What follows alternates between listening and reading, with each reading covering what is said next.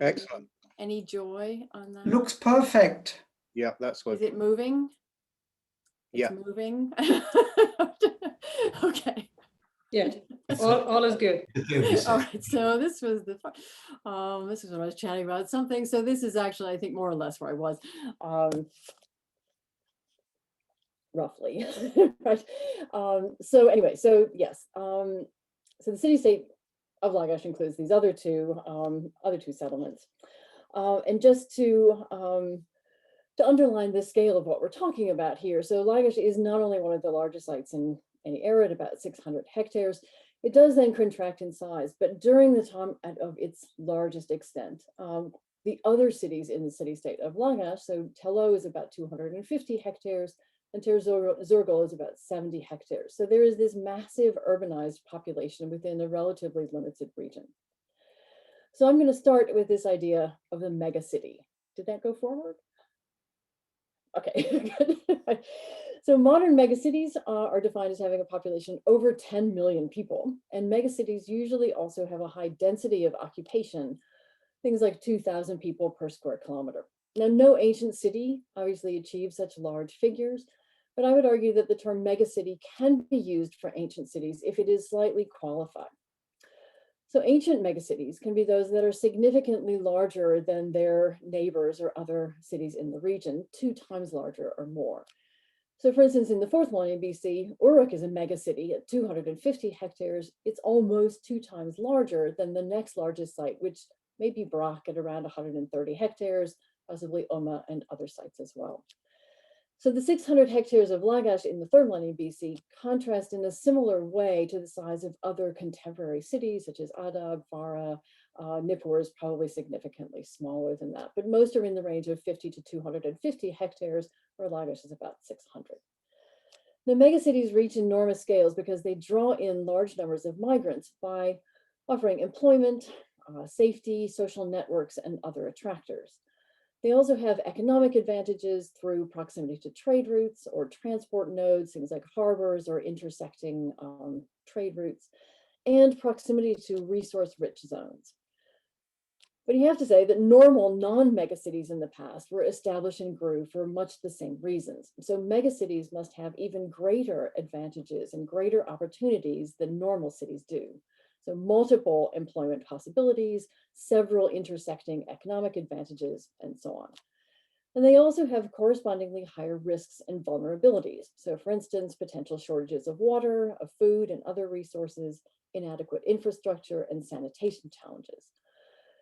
Modern and ancient megacities are also notably polycentric, which I'll come back to in a minute.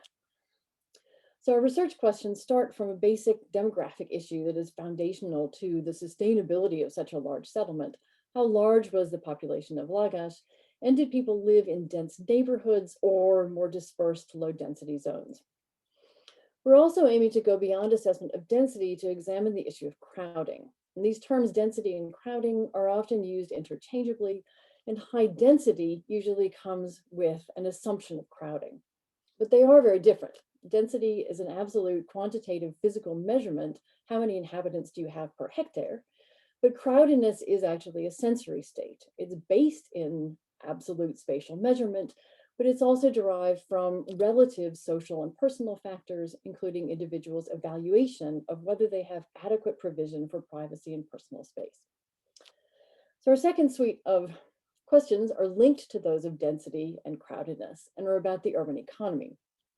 So urban economic efficiency should be generated by agglomeration of labor, capacity for large-scale resource acquisition, and the high demand for goods. And these should all result in intensity, diversity, and clustering of manufacturing. So can we see that on the ground? And further, the huge scale of Lagash, plus its proximity to the 2 other cities in the city-state of Lagash, raise questions of the subsistence base for the city and its population. So Lagash is close to the southern marshes, which are a rich and underestimated well of resources. There's reeds, fish, birds, wild boar, turtles, just an incredibly rich environment. And one of our questions is how this proximity contributed to the success of such a huge settlement, and also how farming and herding were integrated with this. The question of resources is then related to questions about water. So where were the rivers and canals around and through the city, and how healthy was the water supply? And this water question sits within recent debates about the past courses of the Euphrates and the Tigris River. Now, southern Iraq, as we know, is a very low rainfall region that's dependent on irrigation for farming, so rivers are absolutely crucial to survival of most settlements. And there is a long ago established view in most general literature that the Tigris was too fast and it's too deeply incised for irrigation. So the majority of settlements were associated with the Euphrates, which is slower and less deeply incised into the plains. But research in the last 20 years suggests that the Tigris was in fact perfectly usable, and that important sites were on channels of the Tigris or large canals derived from it, including Lagash. So I'm showing you Carrie Fritz's work on tracing the Tigris Channel, shown here, but Lagash is really just at the southeastern edge of her reconstruction and beyond the edge of what she could confirm.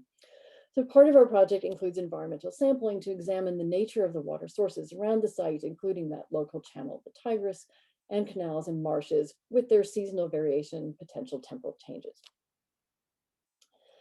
So now just a brief historical and archaeological introduction to remind you of the setting for the city-state of Lagash and for these research questions that we're asking. Right.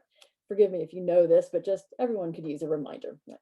So the early dynastic period has three chronological and stylistic divisions, ED 1, 2, and 3, that were identified by the University of Chicago project in the Diyala in the 1930s. And there's an extended discussion over whether ED2 exists or not, but the far more important issue is that the material culture of the Diyala does not exactly match that of the rest of the southern alluvium. So late 1980s excavations had already suggested, and new excavations are confirming, that there are subtle differences within the lower alluvial plains. So the pottery that's produced at Nippur is not exactly the same as that produced at Ur, and neither of them exactly match that that's produced in the Diyala. So part of our project is just a definition of materials that are typical of a Tigris-based, marsh-adjacent urban culture. And historically, urbanism is expanding from about 2900, actually from the fourth millennium, up to 2334 BC within the early dynastic period. But it's really only by the early dynastic 3 that we know that there are multiple city-states spread across southern Iraq. And royal inscriptions from the early dynastic 3 record battles between city-states, and thus the early dynastic period, the entire thing, is often characterized as this era of constant conflict between cities. And the prevailing view describes the resulting construction of city walls and the rise of military leaders to hereditary positions as kings. And one of these conflicts does in fact involve Lagash and its neighbor Umma, which is documented then in one of Mesopotamia's most famous and most beautiful objects, the vulture stele. And the stele records a battle between Aeonitum of Lagash and the various kings of Umma over a mutual border between the city-states and use of this field. As the object comes from Lagash, or from Tello, actually not al-Hiba Lagash, but from the city-state of Lagash, the king Aeonitum is represented as the victorious one. So we've got some nice pictures of him in the center, leading his army on foot and in a chariot. And there are images of dead enemies and post-battle rituals, so on. And there are enough other objects from Aeonitum's reign, again, mainly from Tello rather than from al-Hiba, that we can patch together many of Aeonitum's other activities. So conquests of other neighboring city-states beyond Umma, even over to Elam in southwest Iran. Plus he does a certain amount of temple building and temple dedication. But naturally, there are alternative history versions of the Umma-Lagash conflict. And there's objects from Umma, this clay mace that was dedicated by a later king, that suggests that Umma was the one that won and adds further information about where the border stelae are. What these objects show is essentially the kind of information that we have for the political history of Lagash and for Sumer more generally in terms of textual documentation. And they suggest the challenges that we face in using political history and royal inscriptions as the framework for research into questions of urban demography and economy. There's not very many people that are actually recorded in these royal inscriptions. So the Lagash kings and their activities are really well documented. There's over 100 inscribed objects, mostly from Girsu Girsu Tello rather than Lagash al-Hiba. But anyway, they give us a lot of information about essentially the dynasty and the dynastic connections and the hereditary connections within the dynasty. So they give the king's name and his father's name. So we can, in fact, reconstruct most of the ruling dynasty of Lagash for the early dynastic III period. And this is more or less it on the left-hand side, with varying degrees of certainty of who came before whom. And there are similar dynasties that can be reconstructed from inscribed objects at other early dynastic city-states as well. And from all these inscriptions, we can define the principle of hereditary kingship, usually father-son, son brother to brother. And we can identify typical royal activities. So there are battles, there's city wall construction and reconstruction, also temple building and dedication, votive object dedication, and crucially, things like canal building and extension and other irrigation works.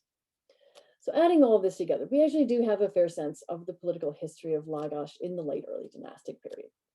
And at the same time, we have excavations across the southern plains of houses, graves, temples, cemeteries, and economic archives. And despite all the political conflicts that are recorded by kings, it's pretty clear that there are cross-regional traditions in ceramics, in cylinder seals, and burial practices and grave goods, even in architecture and brick shapes, that do tie this region together. And grave goods in particular suggest that there was collaboration in acquisition of luxury materials, such as lapis lazuli and carnelian, which arrive variously via the Indus or across from Iran, and were dispersed across the plains. So following this introduction, let's look at Lagash itself.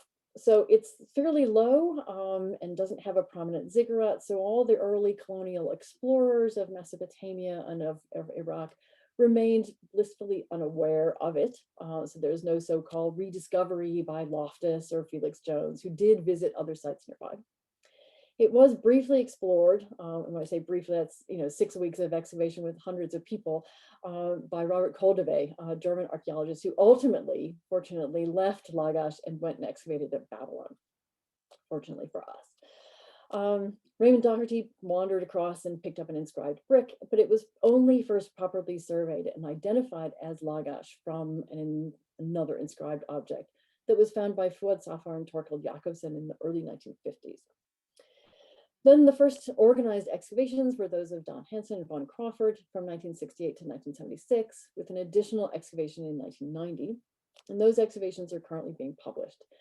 I will give a short description of the main results and of the 1984 survey of the site by Elizabeth Carter, as those form background to the new excavations of 2019. So Hansen's focus, it was on the religious and administrative buildings, and this in part was because of the research aims of the 1960s and 1970s, which were still on monumental architecture, tablets, and artworks. But in part, the focus was because the site was at that point surrounded by marshes, and much of the eastern areas in particular were utterly unexcavatable, covered in water and mud and so on. So the areas that he excavated included 3 temples and an administrative building. So let's take a quick look at each one of those. So Area A, which is in the southwest, held the Ibgal Temple, which is dedicated to Inanna, the goddess of love and sex. And the outer wall is oval, an unusual form, but it does have parallels at Tel Ubaid and at Khafaja. And the phase that is datable to Aeonatum involved placement of these foundation deposits and inscribed bricks and peg figurines that sort of anchor the building to the earth that provide useful dating. Area B, which is kind of the center of the west edge of the city, had the Bagara Temple, which was dedicated to Ningirsu, a sort of warrior god and the patron deity of the entire Lagash city-state. And a brewery or kitchen area was actually the focus of the excavations, not the kind of main religious cellar. But there are more inscribed votive objects, including Aeonatum inscription that dates one of these phases securely to ED3. Occupation does actually continue here into the early 2nd millennium BC. Then Area C, which is kind of central to the site almost, contained a complex of rooms that belonged to a large sort of secular administrative building, maybe the working part of a palace, because there are tablets and container ceilings that are evidence for trade and possibly some centrally organized redistribution of materials. And finally, Area G, which was further south between A and B at the site's kind of southwestern edge, offered another possible temple or large institution, but of a much earlier date, so preceding the known kings of the late early dynastic III. Belongs to the very start of the early dynastic period in the first centuries of the 3rd millennium BC, when urbanism really is beginning to re-expand in the region after the break between the Uruk period and early dynastic. So this has a 2-meter wide, sort of curved exterior wall that is sort of like the oval in Area A. And the area excavated also seems to be the working or administrative parts of an institution, possibly a temple. So there are container ceilings, again, that are proxies for goods moving in and out. So in summary, after these excavations, the monumental architecture of the early dynastic at Lagash can be relatively well reconstructed, and the locations of the main religious and administrative institutions are identified. And it's worth noting that the institutions of the ED3 in particular, so these areas A, B, and C, are spread across a really big area at significant distance from each other. So the distance just between the Inanna temple in A and the Ningirsu temple in B is about 1.5 kilometers. Now, this distance seems really inefficient, and in fact, Hansen remarked on the sort of the insanity of these buildings being so far apart and not being all in the center. But it actually underlines the theory that polycentrism is a really positive structuring feature for a city of this size and crucial to its success.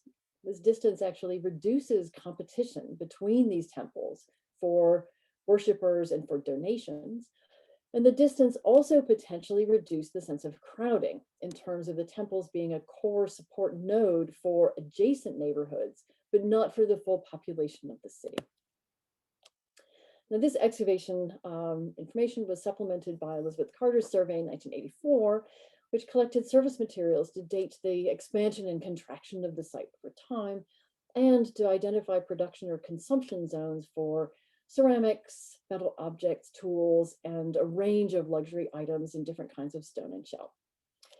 And the survey actually suggests a different kind of polycentrism, economic polycentrism rather than institutional, with multiple industrial areas or employment zones, again, at significant distances from each other, rather than there being a sort of central business district or manufacturing district. Economic polycentrism is also vital to the success of modern megacities, where transportation of raw materials and of manufactured goods in and out, and the efficient movement of people from home to work are major challenges given density and absolute scale. These transportation challenges in megacities are mitigated then if there are multiple economic centers within the city. So multiple employment locations, multiple markets for selling and acquiring goods, so that all journeys remain relatively short. So this kind of polycentrism may have also been a factor in the success of ancient megacities as it contributes to the success of modern megacities. So that's the state of our knowledge when we started in 2019. So we have some solid results on monumental architecture, a good idea of the material clustering on the site within this larger setting of a great deal of detail on late early dynastic political history, new knowledge of the Tigris location, and new thinking about what urbanism really was like to experience. So now let's move to the new project. This shows the current context of Lagash, and Negan is in there to the southeast. Girsu is kind of off screen to the upper left. And the area that's immediately around Lagash is currently moderately active marshland, you can see on this image. So it does expand and contract with rainfall and with overflow from the modern irrigation system. But marshes like this, but actually more connected to natural marshes, potentially also surrounded the site in the past. When you have a 600 hectare site, you need to use multi-scale methods. So we tackled our research questions through environmental sampling around the site, drone imagery and magnetometry on the site, surface survey on the site, and then targeted excavations. And here is some of our incredibly inspirational and hardworking team during the visit from one of our colleagues, Dr. Abbas Al-Husseini. And this is also the mosaic of funding that we had for 2019. So starting from the macro scale, our environmental studies involve geologic cores that are located with reference to some visible ancient levees and other features, and aimed at these questions of past marsh extent, river channels, and seasonal changes of the water system. We also have some specific historical information to work from, such as texts that describe the canal that connected the three cities of the city-state of Lagash in the later 3rd millennium BC. So this coring project is led by Reed Goodman of UPenn, who's in the center of the upper right photo. And if you want to know more about this part of the project, you need to come to the Sumer and the Sea workshop, which is being organized by ARWA on, I think it's the 2nd to the 4th of June. So I won't say more about this now, but just urge you to come along to that in whatever it is, a couple weeks. So let's turn to the on-site activities that we did. So this map shows the 1984 survey scores in yellow. New survey units are in black triangles, including an overlapping and intensified survey of the southern part of the site in particular, and some new areas surveyed on the eastern edge. The old excavations are in orange, a new excavation area H is in red, and there's 4 areas of magnetometry survey in blue. So we targeted 2 excavation trenches, one which is in the previous area G and one in the new area H. And our excavation in area G was tied to the ongoing publication of the previous excavations. So we aim to connect the eastern and western known architecture, which are about 25, 35 meters apart, to resolve their stratigraphic connection, because at the moment they were sort of 2 floating islands. So we cleaned up and remapped the architecture in the west and set up a trench that was meant to connect the 2 right the way across. And we assumed that there would be additional rooms and features inside that curving wall that would allow us to then sort of connect right the way across and get a good sense of all of the activities that were happening inside this building. But instead we found just a very featureless space. Apparently what we got in that trench is an internal courtyard, an internal workspace, layers after layers of ashy floors, but no real architectural features to speak of. The only thing there is there are a few rubbish pits and a couple of burials that actually post-date the building. And that reuse does actually match some pits and drains above this building that were recovered in the previous excavations. So this was a bit frustrating, I will completely admit this, but it does give us a useful insight into Mesopotamian institutional space and this incorporation of open space into monumental buildings for things like outdoor activities, whether that is outdoor festivals or work that you need to do outside that is related to the sort of logistics of institutions. And the evidence for post-ED1 abandonment, because this is basically ED1 and then nothing above it, is also intriguing. So most large temples in Mesopotamia have really long lives. Once they're established, they tend to be rebuilt in the same location for centuries. But in Area G, basically we have a failed monumental building. It's massive, it's apparently well established, but incredibly short-lived. What we don't know is whether the building simply was shifted slightly to another area nearby or was completely abandoned. But it is an intriguing aspect that underlines that we can still learn a lot about some Sumerian institutions despite many decades of exploration. The Area G excavation also allowed us to expand and adjust our typology of ED1 ceramics. So this new typology is an important contribution to identification of this idea of micro-regional variation, which is particularly important in early Dynastic 1, which is just hugely under-excavated in South Iraq. So everybody knows the solid-footed goblet and the upper right, but other ED1 types are much less well known, and we now have this incredibly rich assemblage of additional materials to just develop and beef up our typology. And through a find of one sherd of scarlet ware, we have a glimpse of Lagash's intra-regional connections. So this is a distinctive decorative style that's produced mostly in central and northeastern Mesopotamia, as shown on the map, mainly in the Diyala Valley and on the mid-Tigris. Now, one sherd at Lagash does not mean that scarlet ware is being produced also in the south, but it suggests that the jar, whether it's for itself as a kind of nice painted vessel, or for its contents, or for both, was traded from the more northern region, thus circling around again to our research questions about regional interconnections and where the Tigris Channel is. movement of this jar from the region of its production to Lagash would have been hugely enabled by a direct Tigris River connection. So that was area G. Area H excavation then is brand new. So it's located at the southern edge of the site in an area that was identified in the 1984 surveys having a high density of slag and wasters on the surface. You can even see it as a dark patch on modern satellite imagery as well.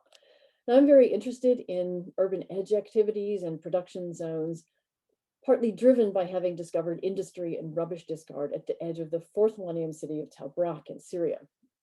We also wanted to ground truth this economic polycentrism that is suggested by the survey to address its potential contribution to the structure of the megacity.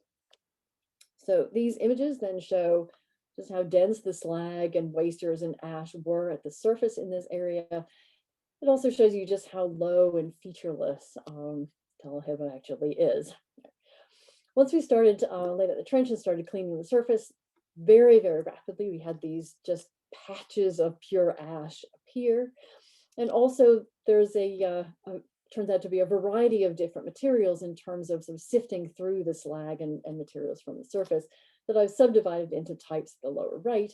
They range in color from red through green to black, and they represent essentially pieces of kilns, whether that's floors or walls or superstructure, and also wasters that are all fired to different temperatures and intensities. Now, ultimately, these ash ovals turned out to be the fire pits of kilns, and we found 5 of these just in a 10 by 10 meter trench. You can see they're all oriented more or less consistently from the northeast to the southwest, and 2 of them actually overlap, suggesting a pretty rapid turnover and intensity of use of the area. So almost as soon as one went out of commission, another one was cut in immediately afterwards. What we have preserved is just the fire pit portion, which is actually dug into the ground. Presumably there would have been a domed superstructure above this, which is gone, destroyed after multiple firings or simply worn away by later taphonomy. There is some ephemeral architecture in this area, but it is very small walls that are more likely to be things like windbreaks or storage features and not actual architecture at all.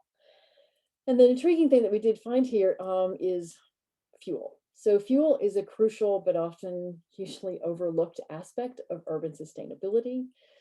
We're in a largely treeless alluvial plain, so acquisition of fuel and sustainability of fuel sources over time would have been a serious concern for potters and also just for the inhabitants of the city, for cooking, for heating the houses, for everything. Now, text suggests that later on, there are oaks and other trees in the region right until the end of the 3rd millennium BC, often in state-managed forests. There are acacia trees that grow along rivers and large canals, but near the marshes, probably one major fuel source is dried reeds. We also found literally thousands of charred date pits in the ash rakeout from the kilns. Now, Strabo's geography records the use of date stones as fuel by bronze workers in the Hellenistic period. And date stones converted to charcoal were also used by silversmiths in the early 20th century in Iraq and Baghdad. Our ED3 date for these is much earlier than these other examples and speaks to these very, very long traditions and the very, very deep heritage of technology. So the key conclusion is that gardens and marshes offer more than subsistence, and that a sort of flexible use everything approach was absolutely crucial to the urban economy. The kilns are solidly ED3, contemporary with those main temples, excavated in the 1960s. And there may also have been some specialization. So the wasters and even some whole vessels that were abandoned in 2 of the kilns in Area H were overwhelmingly these conical bowls.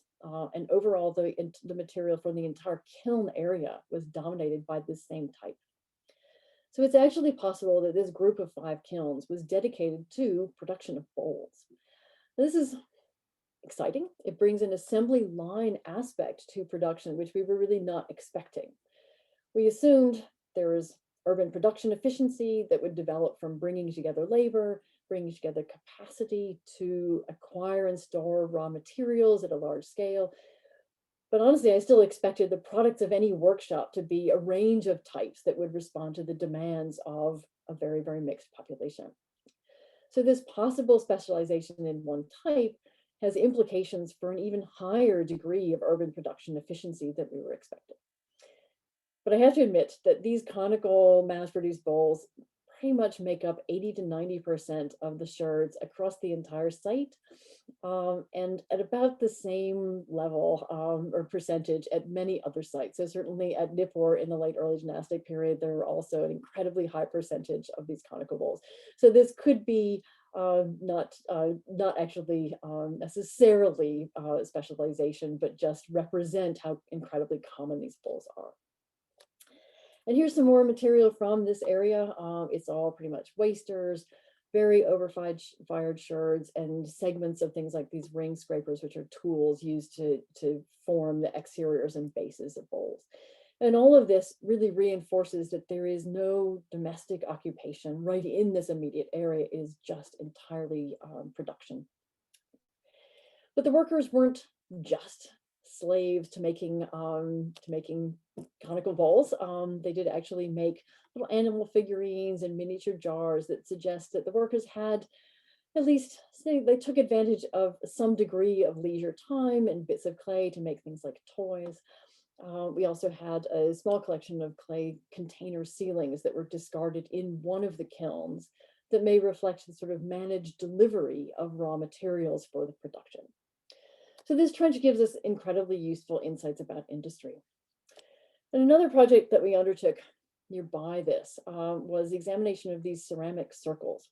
So there are literally hundreds of these visible at the surface all over the site, and they are common at most South Iraqi sites. They're about 1 meter or slightly less in diameter. There's usually a central ceramic feature and often a ring of broken sherds around this. Their usual interpretation is that they're drains, although some of them, indeed, when we looked around and again, really sort of looking at these features, some looked like ovens and some looked slightly different. So we had a small project that was just emptying the upper sections of a selection of these to examine the possible functions and to work through in preparation for a project that we're hoping to do in future. And many of them do actually appear to be toilet drains. The map in the center shows how that actually works. The toilet drains are best known from Ur, though what you see with Leonard and Catherine doing some slightly pointless measuring is essentially the section that would not have been visible in the past.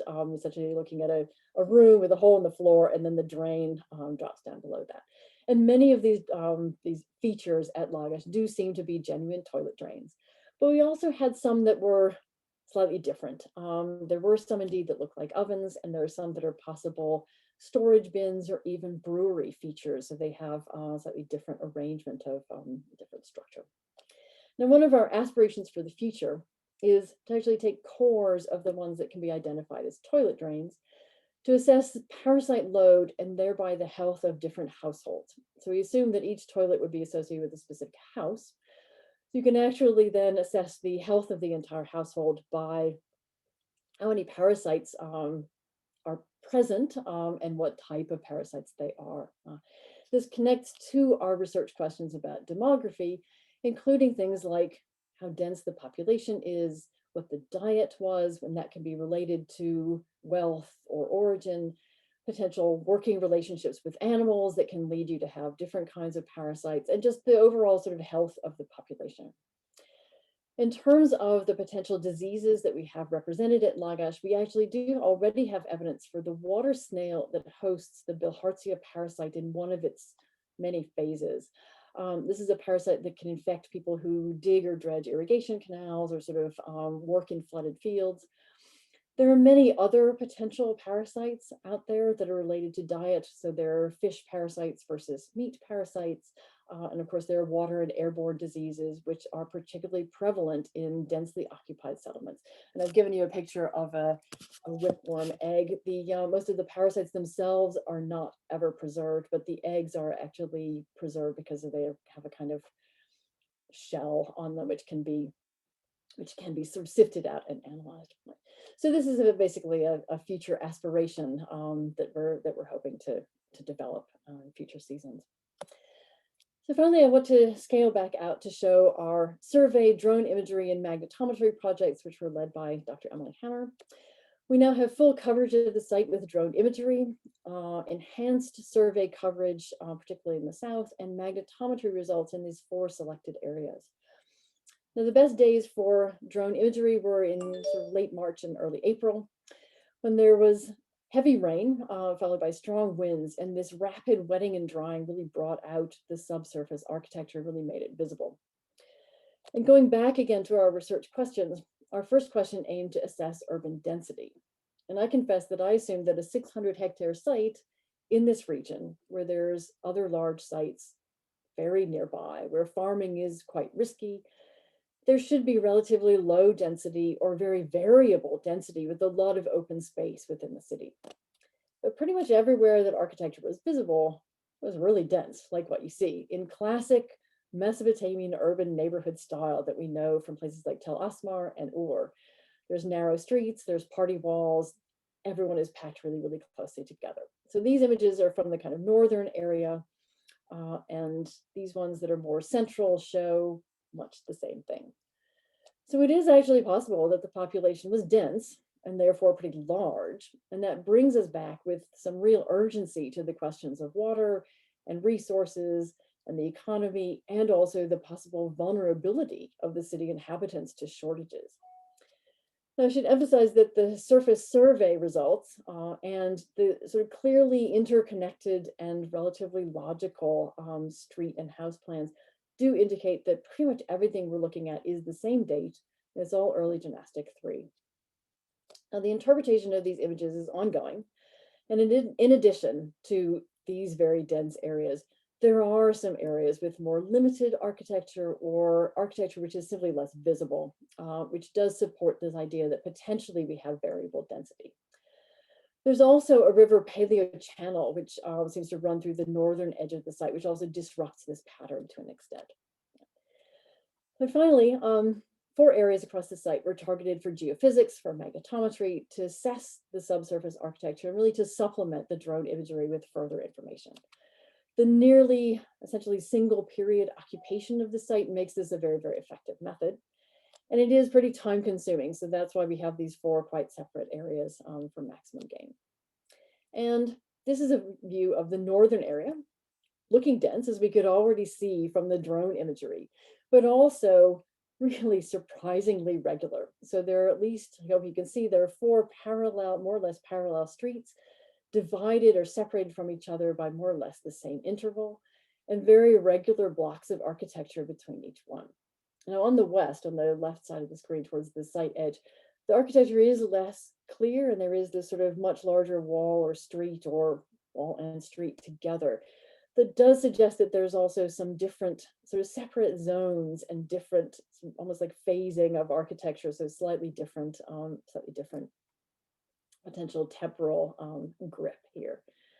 The results around Area 8 at the south end of the site also show something similar. So there's very dense occupation, and there is this mixture of very regular streets, including these very wide and incredibly long streets that I hope you can see sort of forming a more or less a big grid.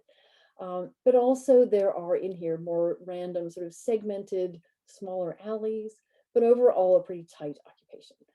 There are some patches in here which look as if they're less dense, but there is also, questions of sort of how much overburden there might be. So it's not, we need a lot more excavation here. The interpretation of this, as I said, it's ongoing, but is really exciting. And while we can see density and assess density from this method, our assessment of crowding still must be based in future excavations and in assessment of how the streets actually worked, how they were arranged, how segmented they were, how wide they are, and how much traffic was likely to have moved through them, plus things like house sizes and features. Now, much of what you're looking at isn't really visible on the surface, but there are some large sand-filled linear features that were noted during the survey. These are not actually part of the modern rainwater drainage off the site. They don't follow appropriate angles of incline. They cross normal gravitational drainage. And I suspect these might be canals through the city that enabled transportation among these economic and institutional epicenters that we know of. So this is again something for analysis in the future. And going back, if you remember the assumption that the early dynastic is this period of constant conflict that results in construction of city walls at every city, the magnetometry results did show that Lagash had a city wall, at least in part. So at the south, it is this very, very clear feature. It's about 10 meters wide with very regular buttresses about 20 meters apart and a sort of turn as well. There's also a two-towered gate, you can see marked on the map, that leads to either a main street or possibly could be a canal running through there as well. Anyway, sort of big structuring features as well. And Dr. Hammer has traced this wall on the drone imagery and other assessments around most of the southern portion of the site. So there's about sort of 90 hectares worth, which is within one wall. There's a comparable enclosing wall around the eastern and central area of the site, but the northern part of the site does not actually yet appear to have a wall. The walls also appear to be made in kind of segments. So there's some very, very clear ones, there's parts with buttresses, there's parts which are smooth faced. So it's not as if you can sort of define sort of these perfect areas. But this is still a really exciting development in terms of subdivisions within the city as well. And some of these segments are actually then visible on the drone imagery. And overall, it looks as if the city structure has at least 3 very large and relatively densely occupied walled areas with open areas and possible water channels in between them.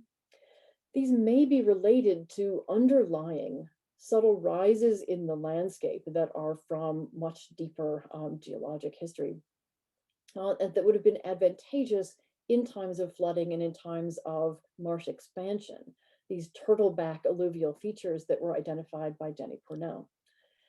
But they also could be clusters of occupation that are related to social factors rather than environmental ones. So in terms of these social factors, 600 hectares, that's too large to achieve from entirely internal growth. So many of the city's residents, particularly in the early dynastic 3, when it looks like the city very rapidly expands, those are likely to have been immigrants from villages and towns in the countryside, from other cities, and even from entire other regions. So the subdivision of the city into zones, especially zones that vary in their degree of planning, their degree of regularity, how walled they were and when, might reflect these varied origins, slightly different times of arrival, or indeed different lineages, professions, classes, and other socioeconomic groupings. So the city's polycentrism, this multiple institutional and economic centers that developed at the same time, would also potentially have affected this development of distinct zones. So different centers, whether they're economic or institutional, could attract or repel different types of domestic occupation nearby. So if you think about it, temple and palace institutions would tend to repel houses of the poor, but attract houses of the wealthy, while areas which are industrial production, industrial manufacturing would do the reverse. So they would repel housing of the wealthy, but attract the housing of workers and potentially lower classes and the disenfranchised. So this polycentrism and how it might have affected and created the urban landscape is really a project that is worth more examination in the future. And Lagash just has huge potential to answer some really exciting questions about Mesopotamian urbanism, urban sustainability, and the positive and negative aspects of this. So thank you so much. Thank you for your patience with our technical challenges as well. Thank you, Augusta, very much.